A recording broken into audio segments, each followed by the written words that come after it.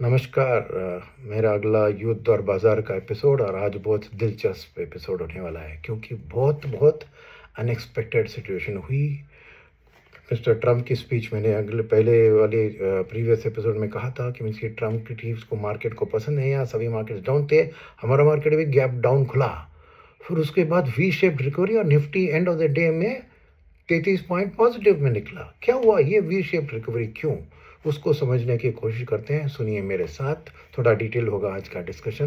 तो पहली बात वी शेप रिकवरी का क्या था कि पुट्स की जो लेवल थी मार्केट में, जो पुट राइटर्स थे उन्होंने समझा था कि 22,200 का मार्केट का, जब मार्केट में थोड़ी बहुत एक उछाल आई 20,002 पर, उनको भयंकर शॉर्ट कवरिंग करना था। तो गैप डाउन ओपनिंग के बाद ये शॉर्ट कवरिंग आकर मार्केट को ऊपर ले चले गई।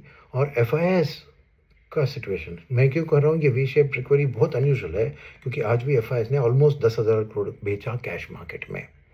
और इंटरनेशनल सिनेरियो देखिए, तेल अभी भी 108 के ऊपर है, डॉलर इंडेक्स भी 99.99 पे है, यूएस का इंटरेस्ट रेट भी 4.3 पे है, वॉर की कोई सुलझ नहीं दिख रही है। तो वी शेप रिकवरी क्यों, उसके लिए एक और मार्केट को हमें समझना होगा, वो क्या है। और एक और बात बताता हूँ मैं, सॉरी, डीआईएस ने भी आज 7,700 करोड़ ही खरीदा, उन्होंने 10,000 करोड़ भी 2,000 कम खरीदा है, फिर भी मार्केट में वी शेप रिकवरी। ये सब ये बोल रहा हूँ, तो दिखता है कि मार्केट को ऐसे वी शेप रिकवरी नहीं करना चाहिए था, पर फिर भी ये हुआ।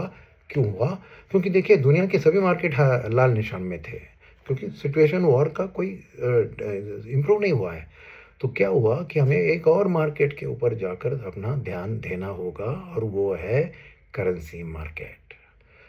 उसकी इम्पैक्ट यहाँ पर देखिए क्या हुआ था। आपको पता है कि कुछ दिन पहले रुपए ऑलमोस्ट 95 तक छू गई थी, तो आरबीआई को बहुत एक कंसर्न था कि क्यों हो रहा है। उन्होंने फाइंड आउट किया कि बहुत से बैंक्स अपने ओन जो पैसा होता है, प्रोप्राइटरी बुक कहते हैं उसको, उसमें लॉन्ग डॉलर शॉर्ट रुपी कर रहे थे। तो इसके कारण दबाव आया था रुपये में, आरबीआई की मानना था इसे। इसलिए उन्होंने एक नई नियम लाई थी कि भैया आप 100 मिलियन डॉलर से ज़्यादा प्रॉप बुक में लॉन्ग डॉलर नहीं कर सकते। ये नियम के कारण क्या हुआ, आपको सीधे उस दिन एक रिकवरी दिखी थी रुपए में, और मॉर्निंग को रिकवरी हुई थी, बट शाम तक वापस 94.77 में आके बस गई रुपी। तो आरबीआई ने सोचा भैया क्या मैंने इतना स्ट्रांग एक्शन लिया, ये डॉलर तो आने थे मार्केट में, बेचना था अपना इनको, तो क्यों नहीं हुआ ये। तो उन्होंने फिर थोड़ी जांच की, तो पता है क्या पता लगा कि ये बैंकों ने ये 100 मिलियन डॉलर अप्रैल 10 तक टाइम दिया था। तो क्या कर रहे थे बहुत स्मार्टली, वो ये पैसे को अपनी जो कॉर्पोरेट की रिक्वायरमेंट थी उधर को शिफ्ट कर दिया। और एक एनडीएफ मार्केट होता है, नॉन डिलीवरेबल फॉरवर्ड्स, यानी फॉरवर्ड में नॉर्मली डिलीवरी करना होता है, बट मार्केट इंडिया के बाहर कर रहे हैं तो डिलीवरी की जरूरत नहीं है, रोल ओवर होता है, तो उसको कहते हैं एनडीएफ, नॉन डिलीवरेबल। उधर जाके उन्होंने पार्क कर दिया पैसे को, तो मार्केट में वो पैसा नहीं आया क्योंकि जस्ट इसको लेकर वो दूसरी बुक्स में कर दिया। तो आरबीआई ने जब ये डिस्कवर किया तो वो ज़रूर नाराज़ थी, और उन्होंने सेकंड नियम लाया कि भैया आप ये एनडीएफ मार्केट में जाके नहीं बेच सकते इस पोजीशन को, आप अपने कॉर्पोरेट्स को भी नहीं ट्रांसफ़र कर सकते, और आपके रिलेटेड पार्टीज, यानी एक फॉरेन बैंक का इधर है एक ब्रांच है, तो ब्रांच टू ब्रांच ट्रांसफ़र करके उन्होंने अवॉइड कर दिया। तो ये सब तीनों के ऊपर आरबीआई ने कहा कि बिल्कुल नहीं करने का, ये मैंने बैन कर दिया। तो फॉरेन बैंक्स और लार्ज प्राइवेट बैंक्स को चॉइस ही नहीं था, आज आके उनको डॉलर बेचना पड़ा। इसलिए डॉलर इंडेक्स तो 100 के करीब है, बट यहाँ पर रुपए एकदम 94.77 से 93.10 तक गिर गया, राइट। तो ये हुआ करेंसी मार्केट में कि administrative correction of the rupee favourably, right. आप सोच रहे हैं ठीक है, आपने एक्सप्लेन कर दिया, ये तो हमारा स्टॉक मार्केट का इसका क्या संबंध है। अब ये सोचिए कि ये सबको पता है, बड़े बड़े दिग्गज बैंक्स, प्लेयर्स, एफआईएस को पता है कि ये आरबीआई के दबाव के कारण आज डॉलर का सप्लाई बढ़ गया मार्केट में, इसलिए रुपए मजबूत हो गई। मगर फ्यूचर का क्या, तो फ्यूचर का क्या स्टोरी है, क्योंकि क्या एडमिनिस्ट्रेटिव प्रेशर एक दिन तक काम करेगी, 2 दिन कर 10 अप्रैल तक, उसके बाद क्या है वापस नॉर्मलाइज हो जाएगी ना। क्योंकि रुपये के ऊपर सिचुएशन क्या है, रुपये के ऊपर सिचुएशन है कि तेल का दाम 109 के ऊपर है, हम 85% अपना तेल इंपोर्ट करते हैं, और एक महीने में तेल का 55% बढ़त हुआ है, तो उतना तो हमारा इंपोर्ट बिल में बढ़त होना चाहिए, तो डॉलर के लिए डिमांड होना चाहिए, तो रुपये वीक होगी। तो इसको पता लगने के लिए हमें देखना चाहिए फॉरवर्ड करेंसी मार्केट। जैसे स्टॉक्स में फॉरवर्ड्स होते हैं वैसे करेंसी मार्केट में ही फॉरवर्ड होता है। तो एक ईयर फॉरवर्ड का अगर मैं देखूं और क्या प्रीमियम पे कर रहे हैं आप एक ईयर फॉरवर्ड के लिए, आपको लॉक करना है डॉलर का प्राइस, तो आता है 96.80 से 97। एक साल में रुपए 96.80 to 97 ये करेंसी फॉरवर्ड मार्केट बता रहा है। यानी रुपये का एक वीकनिंग ट्रेंड है। आज 93.10 से 97 तक $4 का, ₹4 का सॉरी, आपको डिप्रिशिएशन होना है। तो नेचुरली जब FIS ने ये समझा और DIS ने भी ये समझा तो क्या करेंगे भैया, रुपये का वीकनिंग है, आज स्ट्रांग हो गया है, वीकनिंग है, तो क्या करेंगे, आपके एक्सपोजर में आप जो सेक्टर बेनिफिट लेता है रुपये वीकनिंग से उसको जम के खरीदेंगे। और उसका है 2 लेटर वाला वर्ड IT। तो इसलिए आज की रैली ज़बरदस्त रैली IT में 2.6% का आया। और मैंने फिर एक गणित किया जस्ट आपको इसका, क्योंकि इसी के कारण आज निफ्टी ग्रीन में ख़त्म हुआ है।